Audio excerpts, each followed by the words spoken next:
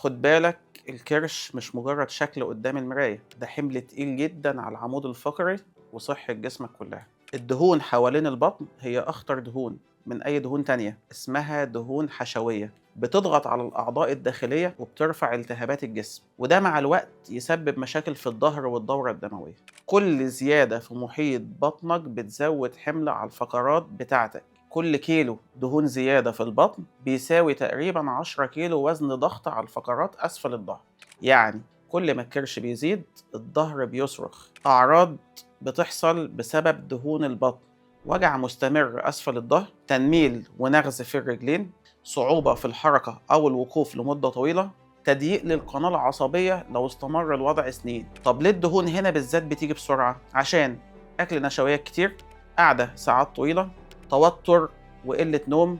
هرمون الكورتيزول لما بيعلى بيخلي الدهون تتخزن حوالين البطن. 60% من الدهون اللي محتاج تتخلص منها بتكون في منطقة البطن. يعني أول ما تبدأ صح الفرق بيبان بسرعة في ظهرك ونفسك وحركتك. الحل ببساطة: كل بروتين كويس في كل وجبة، قلل السكر والدقيق الأبيض، امشي كل يوم نص ساعة على الأقل، نام 7 ساعات على الأقل، وبالليل كل خضرة كويس واشرب مية كويس. درب عضلات البطن والظهر مرتين في الأسبوع. الخلاصة: لو عايز ظهرك يرتاح ابدأ الأول من بطنك. كل تغيير بسيط النهاردة ظهرك هيشكرك عليه بكرة.